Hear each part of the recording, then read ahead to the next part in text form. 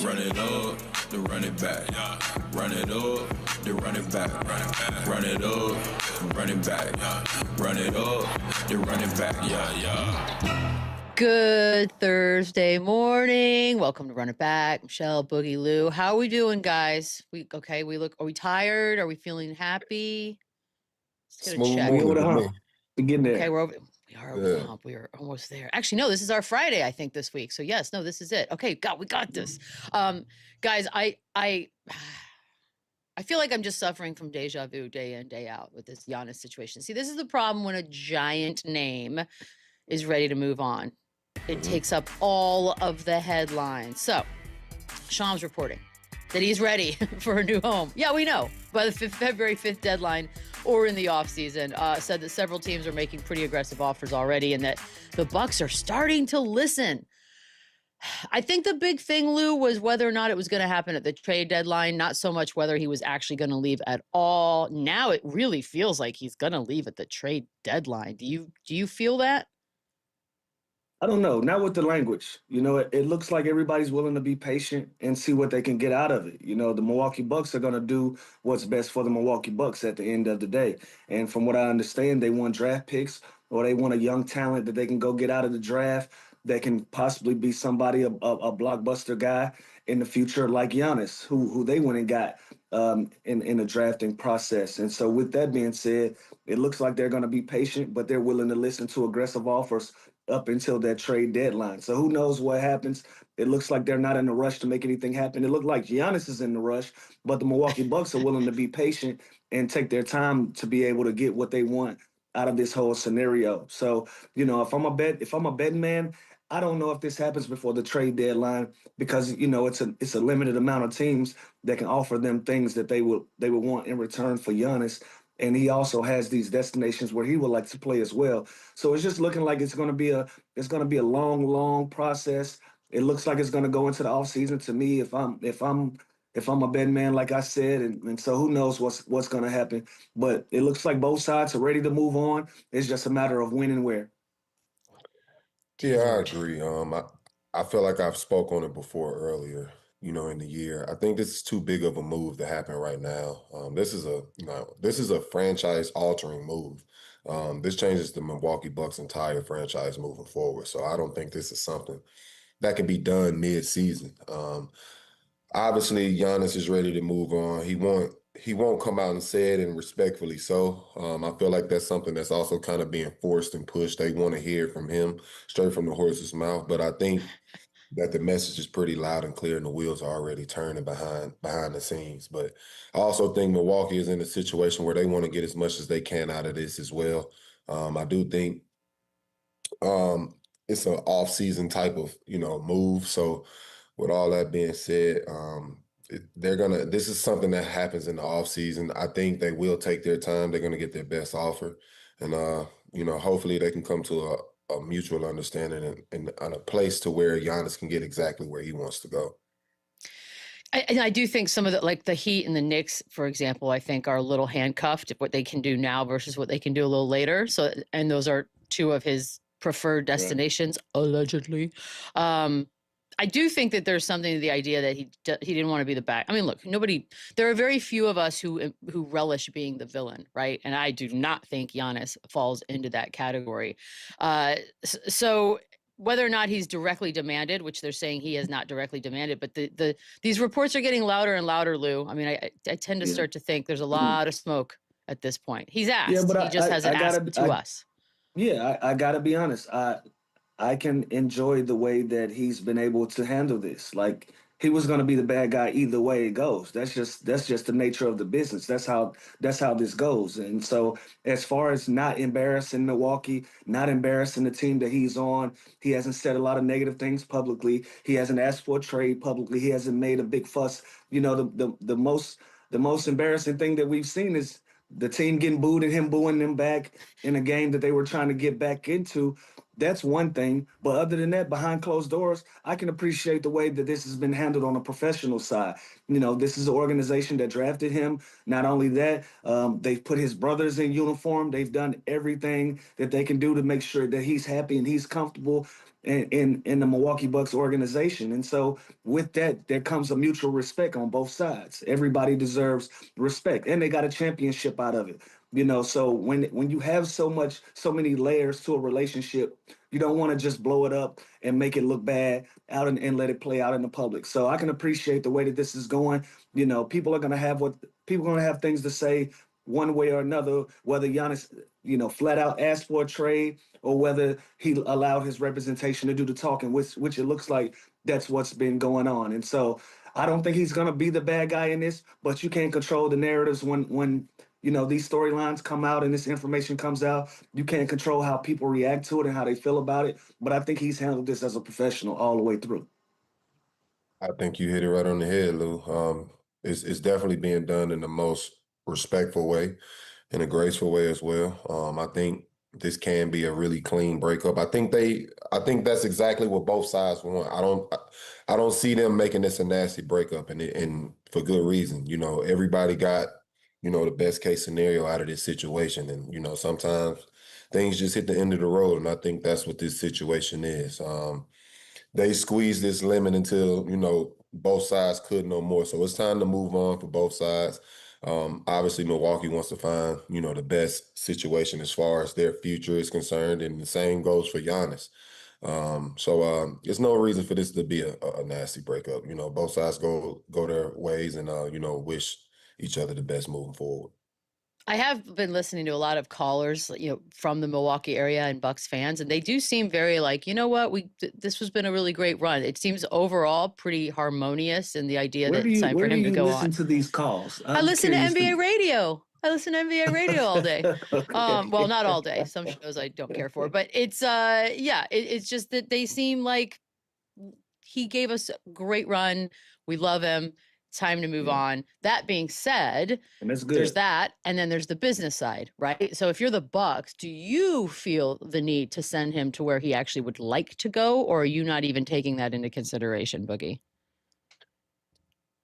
Like I said, I think it's just too much respect, to send him to a dumpster fire. I don't think they're sending him to the situation in the league, but I do think they'll take into a consideration, where he actually wants to go. And obviously I don't think it'll just be a two team type list. They'll ask for, where are the 4 top destinations you want to go. And through those 4, I think they'll try to get the best, get back they can from whatever situation they feel that is. So it will be some type of mutual respect, I believe. He does have a list. Yeah, for sure. But with that being said, we know how this business goes.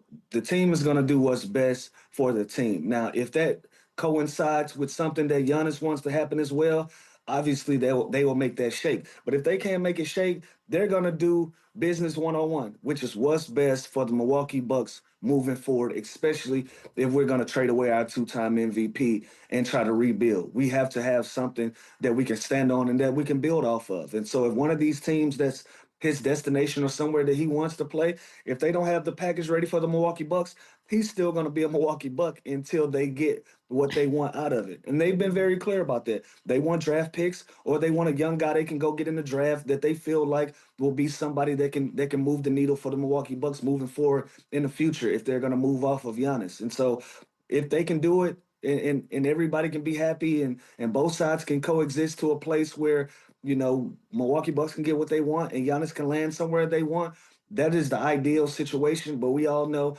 that these organizations don't operate like that the majority of the time. And I don't think this scenario is any different for Giannis as well.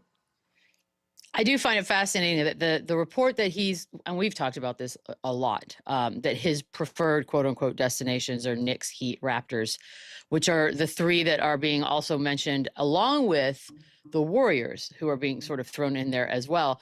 Lou, if I add Giannis to any one of those, and by the way, I don't know what I'm giving up to do so you just sort of have to play around with your imagination on that. Do any of those become instant contenders? You got to say the Knicks for me, right? Like out of all of those teams, they're the most competitive right now. They have the most pieces, and they're already right there in the mix. They're already in the mix of being a contender in the Eastern Conference. But you add a Giannis to that, I think that puts them in a pretty good position, to compete with the rest of the top teams in the Bostons and and the Detroits of the world if you're the New York Knicks. All of these other teams, I think if you go get Giannis, you have to make another move after another move to put those teams to be in a competitive position. As great and as good as Giannis is, and as much as he had changed the culture and the dynamic of any team, I think right now the New York Knicks will be the best suited team for them to be instant contenders if you add a Giannis to that. Other than that, I think you got to make a few moves with some of these other teams. I agree. I agree totally. I think the Knicks are the only team that really stands out as far as, acquiring him and actually being a contender right now. When you think of teams like Miami, you think about the fit next to Bam, or if Bam is even considered in the deal. And obviously, sending out whatever they have is still not a complete team. I think that's the same case with the Warriors. You think about the fit next to Draymond, how that works, trying to figure out that dynamic. And then you also have to consider Steve Kerr. Is he even the right guy to coach a talent like Giannis as far as how his system goes? This isn't a guy that's, shown throughout his history to really tweak his system. It's more so you have to come in and fit the system. And I don't necessarily know if Giannis is, the perfect fit for that system. So when I think of all those factors, the Knicks stand out the most for me. Yeah, me too, right, Lou? It's over 2 years ago that we said that this was going to happen. No big deal. You did. Let's You did. do this. And by the way, that was from the horse's mouth over 2+ years ago at a charity event when Giannis said would love to be a Knick. Couldn't say it then. We could say it now. That's how I got that information. Okay, let's keep it moving. Lakers at Cavs. All right, big win for the Cleveland Cavaliers. It was LeBron's return to Cleveland again, 129-99. Donovan Mitchell with 25, 9 of 21. There you go, Tyson. We just talked about him yesterday. 25 points, 9 of 21 from the, 20 points, 6 rebounds, 6 assists. LeBron had 11, no Mobley, no Garland, and we'll get to the basketball part of it. But everyone this morning is talking about the emotion that was exhibited last night. It was a tribute video. By the way, this is LeBron's, I believe, 8th return since becoming a Laker. But there's some stuff 10th, going on here. If I'm not mistaken. Is it, how many? 10. I think yesterday I heard that his record was 6-3 in his return. So that probably so would have even made it 10. more. So what's going on here, guys? Take me through the emotions. What am I looking at? I think the end is near. I think this is a sign. And I mean, obviously that's something that's kind of floating in the air as he's getting closer to hanging up the sneakers. But that's real raw emotion. Like I said, the end is near. I think he knows that in the back of his mind. And I also think this is a sign of, possibly a return. I've said this before. For some reason, my gut is telling me he ends his career in Cleveland. I think it's the cherry on top to a perfect story, a perfect career. A guy that's done it, the right way from start to finish. Probably the most pressure ever for a player coming into the league.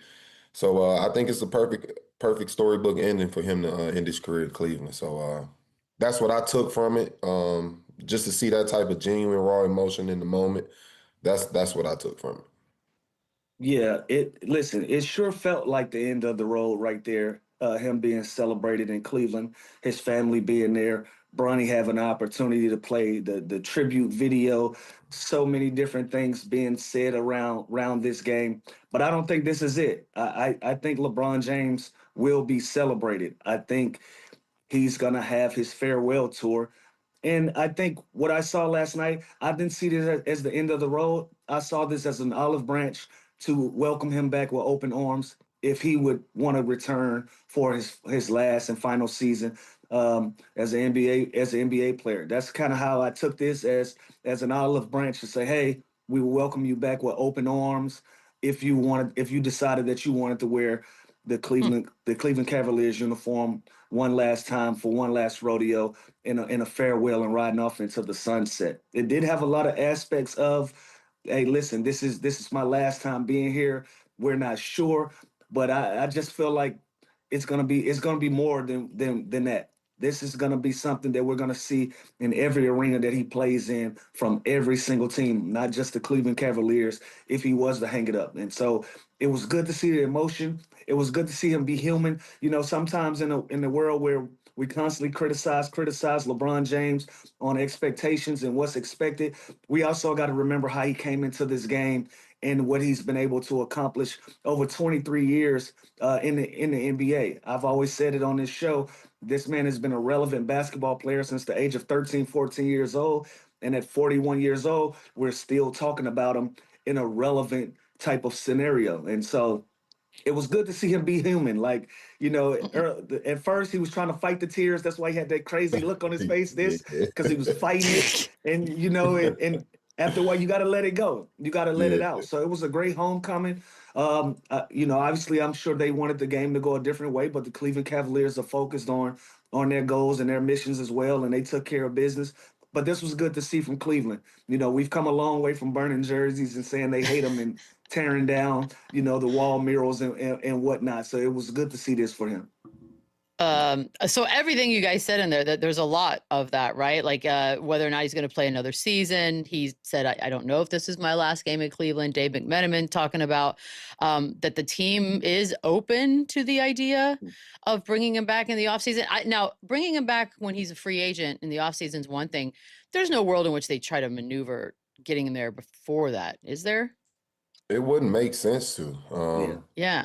It wouldn't make sense to for the Cavaliers, and obviously, even if it is, let's say, his last season, I do still think he would want to compete at a high level and still have a chance at a championship. So, adding LeBron to an already, semi-prepared or ready team in the Cavaliers, I think, they still have a chance to compete, next season. So I think it'll be an all-season signing, which will only make sense for both sides. And I think they'll have a real chance at competing next season as well. So if that is a possibility of happening, I'm kind of excited for that. Now, I would like to see what that would look like on paper and see what other talent they would try to surround those guys with. Yeah, Also this got to be something that they do in the off season. You don't do this move now. The Cleveland Cavaliers are still in the conversation of trying to compete for a title without LeBron James. If you add him to the mix, that changes the entire dynamic. That changes the entire outlook of how you're looking at the season, especially with them already having a certain expectation. Also with the Los Angeles Lakers as well. I don't think this moves the needle for either one of these teams right now. It makes sense to go into the offseason when he's an unrestricted free agent. You don't have to move any parts. This can be a move that strictly puts LeBron James in a position to go where he wants to go. Nobody else has to be affected or involved in a move like this. And it can be a clean breakup with the Lakers. It can be a clean move to the Cleveland Cavaliers. And it can be also an appropriate farewell tour for him that'll be much deserved in what's expected to come. So if you do something like this right now before the trade deadline, trying to get LeBron James, I think that changes everything. So no, I think you wait, you be patient, and you allow this to happen in the offseason.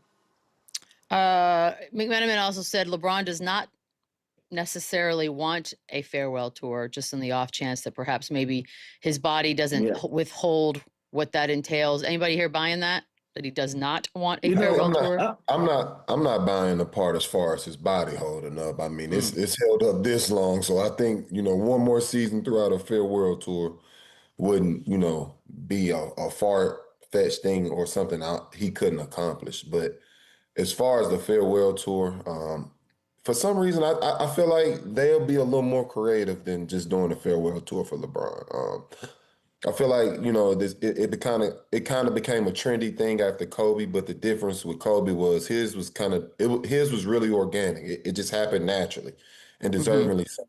And I feel like every guy after that's attempted to have a somewhat farewell tour, it just didn't go well. It wasn't received the same way Kobe's was. So I think that's something that they'll take into consideration. Obviously, this is a guy that deserves to be celebrated in his own right. So I think they come up with a really creative way of celebrating and putting LeBron in the light he deserves, but also something different than, the trendy farewell tour that, we saw from Kobe. Yeah. So let me correct a piece of that. Kobe's, because I was there. It wasn't organic. Kobe came into that season as Kobe Bryant. I want to be clear. He came into that season guns blazing, trying to accomplish something, and his body didn't give him what he wanted to give him. And it turned into a farewell tour about 10 to 15 games into that season. But when in training camp, when we started, he didn't really look at it like that. And then as his body began to break apart, he had the shoulder issues. His Achilles had started to swell up on him again and have some issues there. then it turned into a farewell tour. He kind of threw the white flag in. So as that relates to LeBron James, I think he's in a situation where he doesn't want his body to break down on him, and he can't give the fans what they want. And so my experience with Kobe was Boogie, when we would go to cities, say if it was at Western Conference teams, we started getting the idea that if we were going there twice, he wasn't going to play in the first one. He was going to play in the second one. If we were going to the East, he was going to play in all of those games because those were one-offs. So he did whatever that he could do to play in all the Eastern Conference games, all the Western Conference games. He will play in the last games of those series. And so if I'm LeBron James and if I'm starting to feel my body kind of give in on me, I'm going to try to play in all the Eastern Conference games that I am, unless I'm a Cleveland Cavalier, and then it's gonna switch out.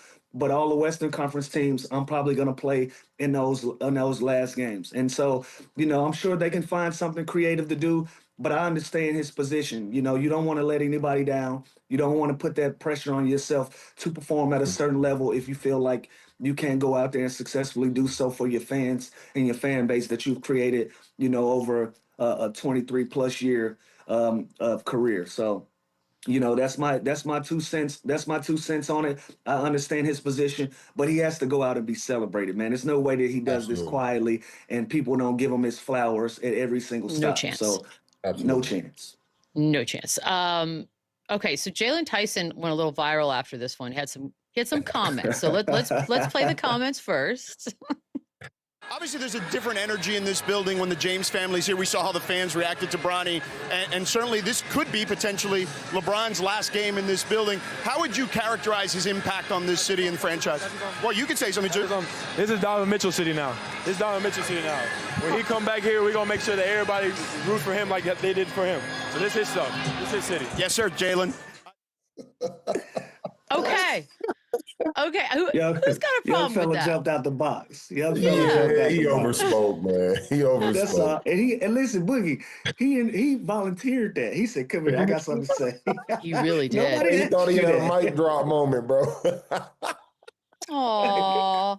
Donovan's face, by the way, kind of was everything. Yeah, as well. young fella jumped out the box. But listen, he's learning. He's a young guy. We gonna give him the benefit of the doubt. He was only trying to go to bat for his current teammate.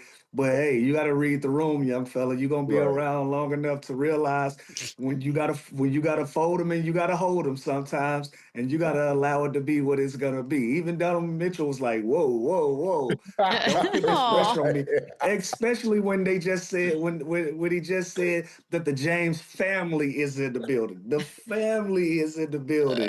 You gotta relax. But then again, this is somebody who was 1 year old when LeBron James came into the league. Very young guy. He grew up seeing it and experiencing it as a fan, as a kid. And so, he got a little excited. He overspoke. But I have no problem with him saying this. But that apology came very fast, didn't it? that apology came fast. I did That clean it tell up a me little everything later. I need to know about them comments, bud.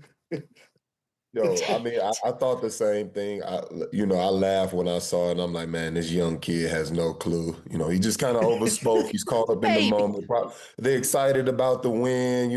He beat an idol of his growing up. All of those things are being taken into consideration. I didn't take this as, a kid trying to diss LeBron James. Sometimes you can support the next person, and it can be disrespectful to the other person. So Absolutely. That's what this situation was. Do I think it was, on purpose or maliciousness behind it? No, not at all. Just a kid overspeaking, getting caught up in the moment. Adrenaline probably still running from the game, and he spoke out of his ass. And he played well. And he played well. So the juices was flowing. He played well. He was excited. They got LeBron up out of there. Donovan Mitchell played well. He was feeling the vibes, and he overspoke. We ain't gonna hold this one to you, bro. We ain't gonna hold you. You're fine, Jalen. You're fine. And technically, it's not LeBron's city right now. Like, it's okay. He's not lying. He just that's your guy. He lied. No, he's lying. It's not LeBron's city right lying. now. That's disrespectful to the whole Cavs team if we're going to keep saying it's still LeBron's. It will forever be LeBron's. Hey, it is what it is. Well, then why even have a team there? Why don't we just dismantle the Cavs? Hey, Beadle, Chicago is still Michael Jordan's. Yeah. It is what it is. And it will be forever. The league is still Michael Jordan's. LA, this is Kobe Bryant's time. Yep. I don't care what's going on. I'll give you I that. don't care Okay, well what's then no going one on. can get offended. Fine. There it is. We had a big battle in the state of Texas last night. We're going to talk little Spurs, little Rockets on the other side. We'll be back. Run it up, then run it back. Well, this was a fun one. Spurs, Oh, no. Rockets, the 2, the 4. Wemby with a dominant win on this one. A 111-99 final. He had 28, 16, 5 blocks in 29 minutes. Fox with 18. Amen Thompson had 25. Kevin Durant finished with 24 and 6. But the story here is that Houston led this bad boy about 70% of the game. The Spurs shot 23% from 3. And then somehow Spurs win, and Wemby comes out and dominates that second half, very aggressive at the rim, which I know, Boogie, makes you happy. I mean, it makes all of us happy. Is this not what we want to see a lot of? This is exactly what we want to see. I mean, this guy is such a mismatch. Well, he's a mismatch anywhere on the floor, just in the fact that he can turn around and shoot over anybody. But obviously, being as tall as he is and having the type of length that he has as far as being a player, him being closer to the rim, it just makes sense. Nobody can stop and nobody can match up with it. It's not a scheme in basketball that can stop him, from attacking the rim. So with all those things being said, I just would like to see him take advantage of his advantages and, really, lock in and focus on that part of the game. Really found his foundation as far as offensively, and then everything else will come with it eventually in this game. And he's still a young player figuring it out. And, still figuring out his strengths and weaknesses as far as his offense. And this is a part of the process. But once he gets to that point where he knows exactly where his foundation is offensively, he's going to be unstoppable. You hit it on the head, Boogie. Seeing him in the paint so much from this game and putting pressure on, like I say it all the time, listen, we got to value putting pressure on the rim again. In a league that teams are shooting 60 and 70 three-pointers in a game, it's so much value in using your size and your strength 5 to 10 feet away from the basket to put pressure on teams. And it worked last night. As you can see, Houston went ice cold in this game. They went ice cold, couldn't find the basket. And instead of having a shootout with them while they can't make shots, no, we're going to take layups and we're going to take 10 and 12-foot jump shots and we're going to put pressure on you and we're going to get to the free throw line. And that's what the Spurs are able to do. And another point that you made, we got to realize Wemby is still a very young player. He's still trying to figure out what his strengths and his weaknesses are and how he can be successful every trip down the floor on the offensive end to put as much pressure as you can on a team that's trying to beat you. And last night was a great game for him. So if I'm him, I'm watching this film, I'm trying to bottle that up from post-ups to back cuts to flashing in the lane, from just being a presence, being my whole 7'4", 7 whatever foot presence that I am, making sure that teams feel my presence and feel my dominance and don't bail them out on the offensive end. At the three-point line, we used to always have this saying, I don't care how tall you are, at the three-point line, we're the same size because I can defend that and you're not putting any pressure on me to guard you. Now, the minute you put that ball on the floor and you turn your back to me, that's when the foot of difference that would make as a player, that's where that becomes a strength. Now, if you use it as a weakness, you don't get much out of it. So this is a great game for Wemby to bottle up and try to do as much as he can when opportunity presents itself every single game. I got to ask you guys this, because he had as many points as the whole Rockets team did in the fourth quarter. And then, talking about the defensive side of things, I understand that there's a games played threshold. But for the sake of this argument, could he win MVP and Defensive Player of the Year in the same year before he's 25? He's 22 now. Yes. He's going to be in the running every year for both of these.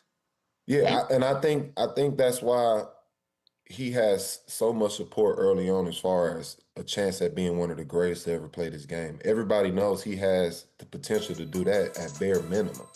So, no, I don't think this is far off at all. I actually think this is something that'll happen pretty soon, actually. Like, he has that talent.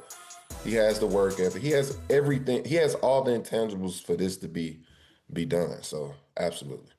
I like the idea that every year we're going to be having, like, we're going to have this talk next year. We're going to have the talk the year after that. Like, at this point, we're just waiting for it to happen. Yeah. Cool. Like he gets blocks without trying. If he can average 3-4 blocks a game and they be a 1-2 seed and some of these other guys calm down with their gaudy numbers, we're going to have this conversation every single year. Every I year like we're it. going to have this conversation. If this I'm guy is here for it. averaging 28, 12, and 4, it's like I don't even think it's a question. Like, Not at all. yeah, Not at all. It's coming. Yeah. There was a little bit of everything in this bad boy. Like if you're trying to put together a montage reel of what this game was, you've got that moment, a little Shingun fun there. You got poster dunks from a couple of fellas, which is okay. That was just a fun pass. Also, you get that right there. Look, I know the word rivalry. It does make me cringe because it's just a tough one to define these days. But this feels. I mean, they are two in-state teams. There's automatically a little bit of animosity. Do we like this as a rivalry? It's not a rivalry until they say they don't like each other. That's just how I feel. Can I say it? Does it matter if I say it as a resident of the state? Till they say I don't like those guys over there, it's not a rivalry. Yeah, we got to see a playoff matchup. We got to see it get chippy a little bit. We got to see it where both teams feel like this is a matchup that we got to dominate. We got to dominate and be the best team in the state of Texas. And until one of those teams declare that it's war and it's just friendly fire right now, it's not a rivalry. But in the moment that somebody decides that this is important to them and they want to be the best team in the state of Texas, and I got to take your head off to be that, that's when it becomes a rivalry. But I'm enjoying the matchup so far. Yeah, it's definitely. I definitely think it's coming. If I told you guys, Lou, this was your conference finals, who you taking in a 7-game series? It's up in the air. It's no, it's not. Air. You got to answer it. You got to answer it. All right. If I'm answering right now, I'm going with the easy money sniper. I'm going with the old man. Yeah. Don't ask me questions you don't want answers to. This stupid answer. That was the wrong answer. Yeah. Listen. I've seen this movie from Kevin Durant before. I haven't seen it from the other side yet. They're on their way, but I know what Kevin Durant brings to the table. It's still some show improve on the San Antonio Spurs side when it comes to me. I feel like they're a deeper basketball team, but you still got to get some consistency. I want to see Vassell be more consistent. I want to see Dylan Harper be more consistent, but they got more pieces. Rockets struggle too. They're not. Yeah. Rockets got that struggle. So for me, it comes down to individuals, and right now I'm gonna give that. I'm gonna give that to Kevin Durant. He deserves their respect, and so in a 7-game series, I'm looking at the Houston Rockets. Boogie, I'm calling Game 7. I mean, you still ain't pick a side. Pick a side. Yeah, that's not a what. Game 7, best man wins. I like 7 games.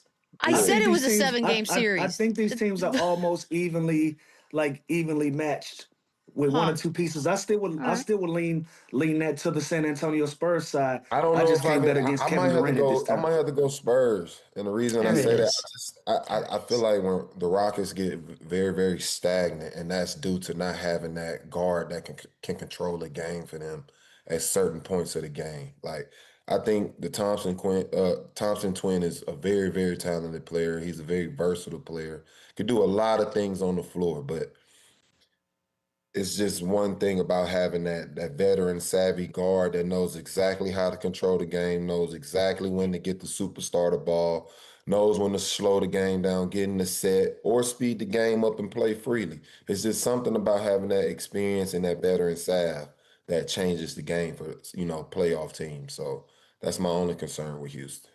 And the other concern is that it's officially now, Steven Adams was hurt, but now he's had surgery, so he is definitely out for the season. I do think that is a bigger deal than maybe a lot of folks want to talk about. So do you try to make a trade, Boogie? Because he is going to be missed.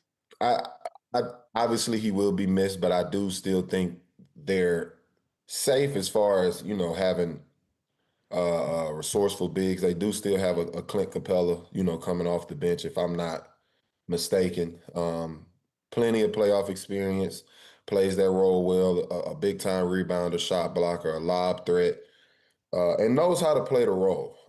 So I don't think they, panic because of Steven Adams. Obviously, he's a valuable piece of this team, but I do think they have somebody that can fill that void. But I still think the biggest thing for them is like finding that guard that can control the game for them. And, a name that sticks out to me at the moment is a Drew Holiday type of guard. A bigger guard, can control the game for him, playing different spots on the floor. The defense doesn't lack off if he's on the floor. So I think that's like the type of player they're missing right now. Okay, let's move on. Little East Coast situation. You got the Knicks up in Toronto. 4 straight win for New York. 119-92. Mikal Bridges, 30 points, 12 of 15. OG Anunoby had 26, 6 and 2 blocks. They are front and center on the Giannis trade talks and the destination of choice, especially from the Giannis side of things. So you get a game like this out of Mikal and OG, Boogie. I don't know. I'm sure it's coincidence, but it certainly does feel like we're good. Like we're good. Please don't do this. It's gonna take a few more games before we say no to Giannis. You got it. Like this is big. Yeah. Listen, players only meetings do work. Players only meetings do work. Look at how they've responded. You know, they came fresh out of that meeting and beat the brakes off the Brooklyn Nets by 50+ points, and they haven't looked back since. You know, and last night was no different. That looked like a grind out game to me. It wasn't pretty.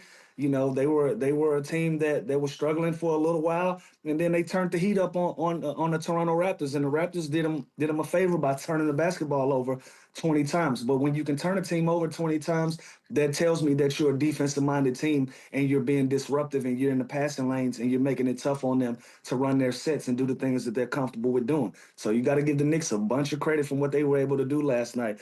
Mikal had a 30 ball. OG had another 26 that he poured in.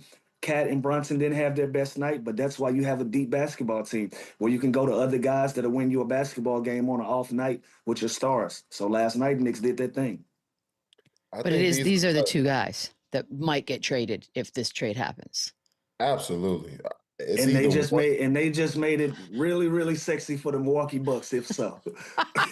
Dang it. It's like a tryout. Absolutely. And I think this is what, you know, when they were signing and trading for these type of guys, I think these were the type of, you know, this is the type of production that they were looking for as far as really competing in the East. Obviously, you get what you get from Jalen Brunson on a nightly basis. But when your next two, you know, the next two guys next to Brunson playing at a level like this, now you can start putting, you know, the Knicks in the conversations actually having a chance to come out of the East. For some reason, and it's just my opinion, I don't see Mikal Bridges playing with that same joy I saw, you know, in Phoenix. It's not really that same joy. It's not that same swag that he's always had early in his career. So I look at those type of things in the situation, and I'm sure he's glad to be with his Villanova brothers, but I just don't see the same joy. But with a performance like this, his role was different too. He did have, but that all goes into the same thing I'm saying as far as not having that joy. The roles change, the joy change. That's just how it goes. So, but these are the type of performances that I feel they were looking for and expecting being next to Jalen Brunson. So, like you said, Lou, obviously with a name like Giannis floating around, these are the names that are going to come up and be in consideration to make that move. So it definitely makes it a little more juicier for the Milwaukee Bucks. Dang it, I love OG Anunoby too. It's almost like don't have games like this, guys. Don't do this because then you become less valuable. What are you thinking? 6 steals? That's the most impressive part. 6 steals. Yeah, he was like he was everything last night. As somebody who's had 10 in a game before, it ain't easy to do. You know what I'm saying? It ain't easy to do. Do we have a banner? Do we have drums? What can we do for Lou right now? Like Beadle, for a guy for somebody that says that I didn't play defense, to hold a steal record for the Los Angeles Clippers is a major accomplishment. I agree, you were the one that says you don't play defense. Are you saying we all say you didn't play defense? No, listen, I'm okay with addressing the elephant in the room. Whatever people say, whatever. Shut up. A lot of people say. By the way, Mark Stein, the Cat thing, we're not going to talk about Cat for a hot second here because Mark Stein's out there saying that the Knicks, I love this. The Knicks could be testing the trade market for Cat. What that means? I don't know, but are they better off? Like, again, these are all very variably based questions because I don't know what you're getting back for Cat, but do you see a Knicks team better without Cat, Boogie? It depends. I mean, it depends on what they're getting in return. I mean, obviously, if you're speaking on a Giannis, I think the Knicks get better, Um, but this is an interesting, situation as far as this whole scenario with Cat and the Knicks. It's obviously he's kind of being put on the island and being, put out there as the negative towards the team, even though, in my opinion, I think it's more negatives besides, the narrative that they're putting out on Cat. But it's almost like they are pushing him out to be the oddball out. So with that being said, I would love for Cat to, find as much success as he can with the Knicks.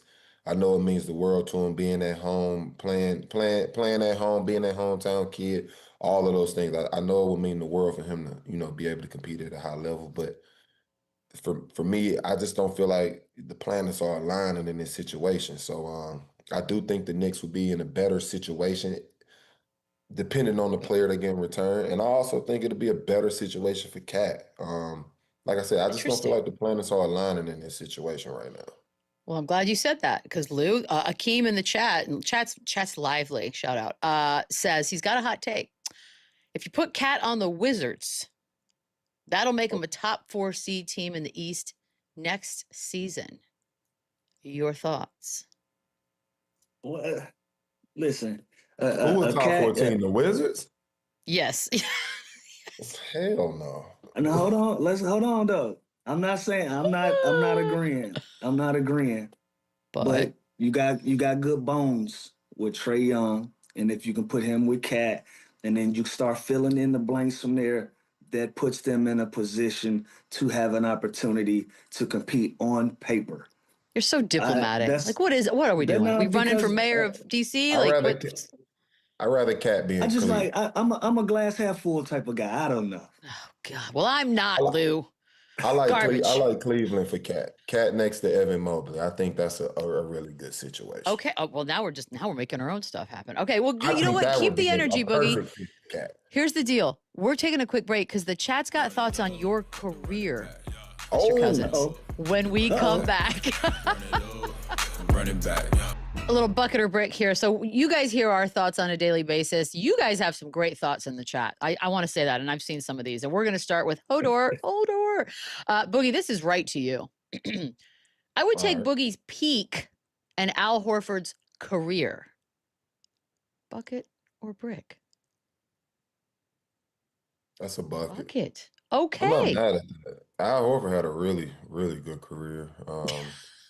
We were speaking on, Atlanta Hawk greats a couple segments ago, and, we were speaking on Trae Young, and I said, I don't think Trae Young is a better Atlanta Hawk than Al Horford, and I meant that. He's had a really underrated career. He's accomplished a lot in his career, and, I couldn't agree more with this. This is a bucket. Okay. See how easy that was, Lou? That was peaceful, kind.